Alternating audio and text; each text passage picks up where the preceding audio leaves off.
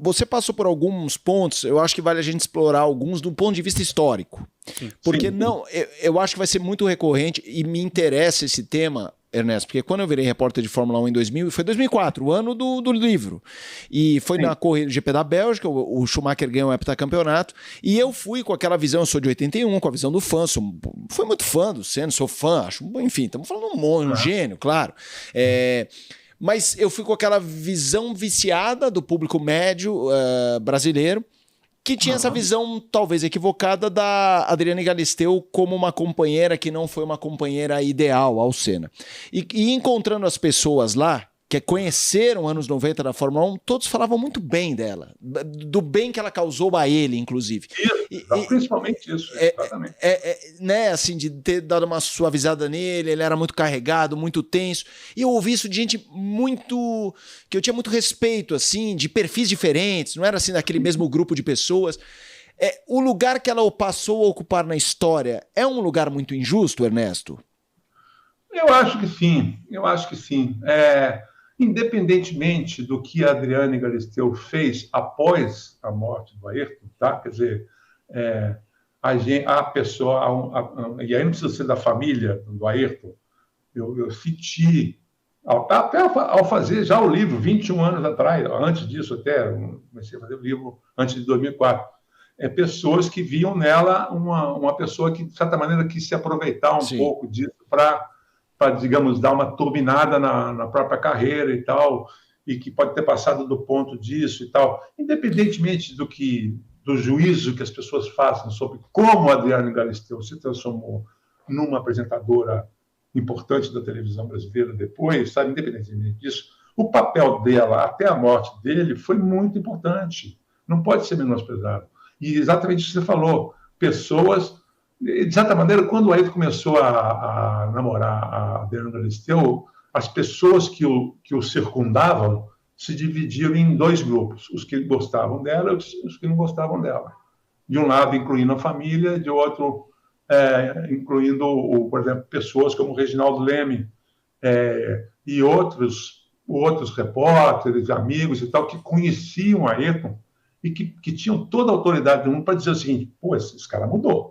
Depois dele, ela deu uma, como você falou agora há pouco, ela deu uma relaxada nele e tal. Do lado de cá, a família e tal, querendo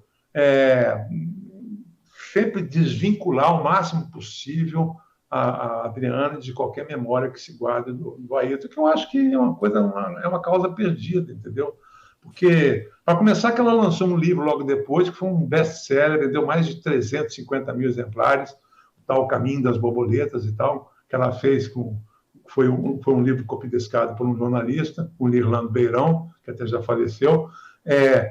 Mas, em suma, ela, quer queira ou não, ela está na história, ela está na vida dele, ela fez parte da vida dele, realmente relaxou,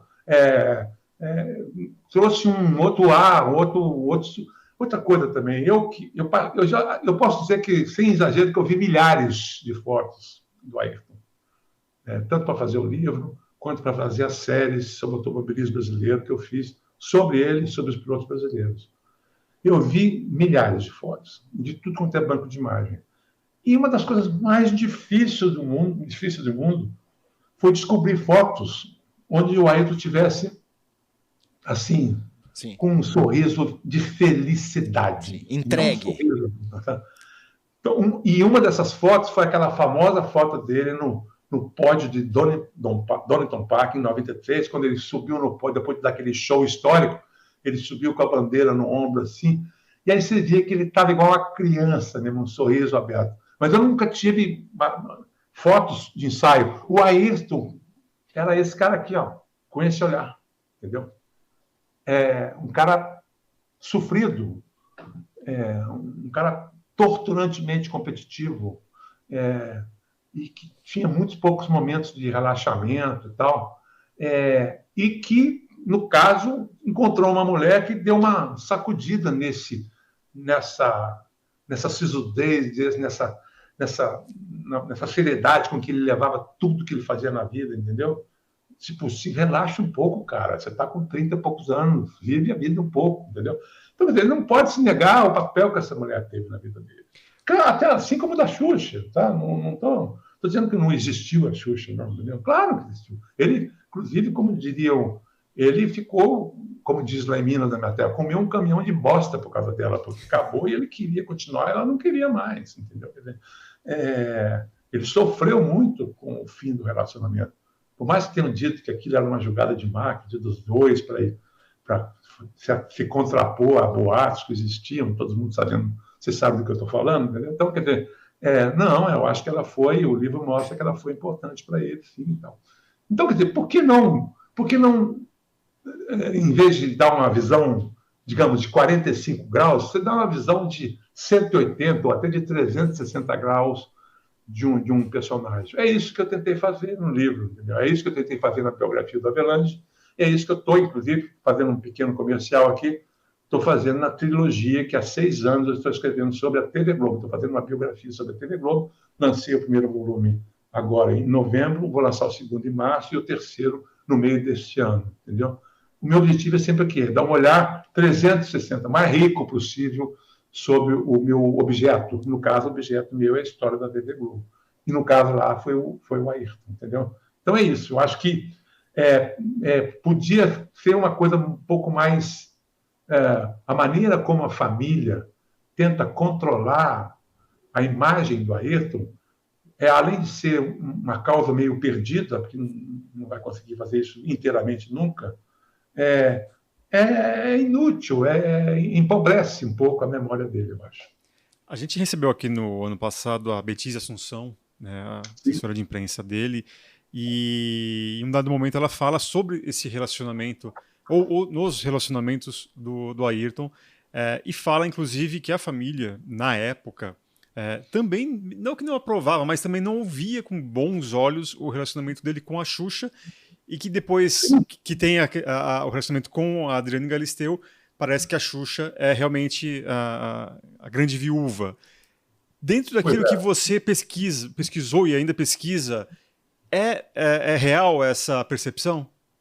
Bom, primeiro que é verdade que a família não tinha gostado muito, a gente precisa levar em conta o seguinte, a família do Ayrton, o seu Milton, a dona Neide, quer dizer, tem os herdeiros deles, mas assim, era uma família típica da zona norte de São Paulo, assim, um lugar conservador, como é aqui, por exemplo, a Tijuca, aqui no Rio de Janeiro, entendeu?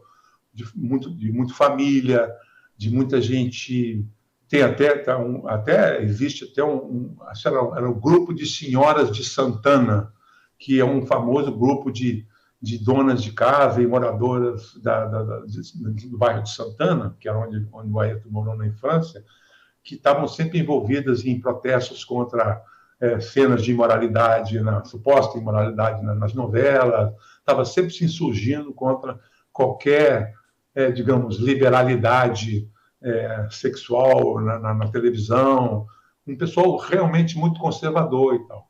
E evidentemente, o assédio, aí tanto do ponto de vista positivo quanto negativo da palavra, o assédio da imprensa, assustou muito a família. Tá? A família, e isso até é compreensível. Tá? Eu conheci algumas pessoas do entorno da família do Ayrton, e você vê que são pessoas assim, muito se resguardam muito, têm muito medo da imprensa, têm muito medo de aparecer em jornal, aparecer em televisão.